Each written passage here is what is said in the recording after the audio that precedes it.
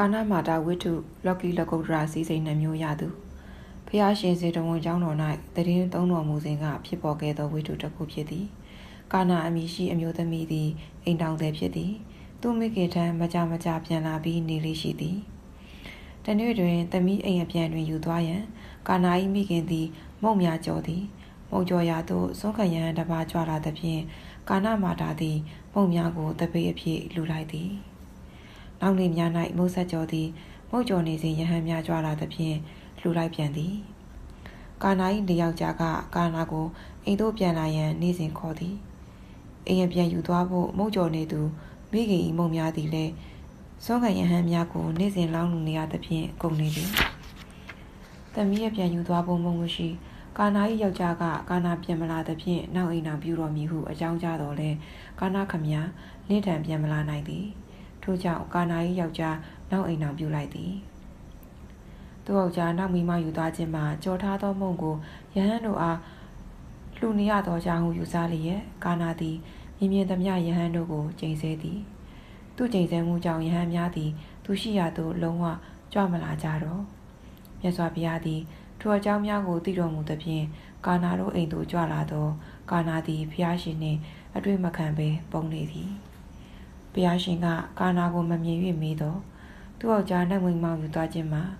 ယဟန်များကြောင့်ဟုဆိုပြီးယဟန်မြင်၌ကျိန်ဆဲထားသဖြင့်ရှင်တော်မြတ်ဘုရားကိုမျက်နှာပူ၍ပုံနေပါသည်ဟုသူမိခင်ကလျှောက်ထားသည်ထိုအခါကာနာတို့သားအမိအားဘုရားရှင်ကဒါဤကာမကြီးငါဘုရားဤတပည့်သားတို့သည်လူသည်ကိုခံယူကုန်သလောမလူသည်ကိုခံယူကုန်သလောဟုမေးသည်ထိုအခါကာနာတို့သားအမိကပေးလူသည်ကူသာယူကြပါသည်ဘုရားဟုလျှောက်ထားသည်သူဖြစ်လျင်တပည့်တို့တွင်အပြစ်ရှိမရှိမေးတော်မူသောတရတရားရှိ၍လူချင်းသာဖြစ်သည်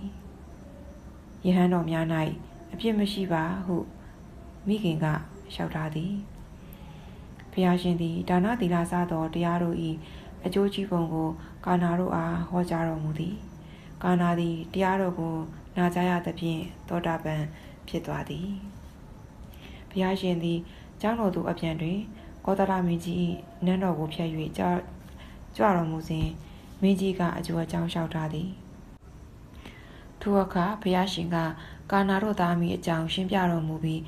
ကာနာကိုလည်းသူတော်စင်သူတော်မြတ်တို့ရရှိခံစားအပ်သည့်လောကုတ္တရာစည်းစိမ်ဖြင့်ချီးမြှင့်ခဲ့ပြီဟုမိန့်တော်မူသည်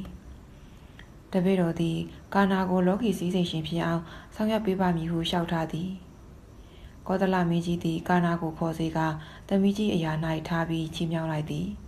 ကာနာသည်မင်းကြီးကသမီးကြီးအရာထား၍ချီးမြှောက်ထားစဉ်အမတ်ကြီးတဦးကစည်းစိမ်ဥစ္စာအလုံးအနှံလျက်လှုပ်ရွေးပြုစုမည်ဟု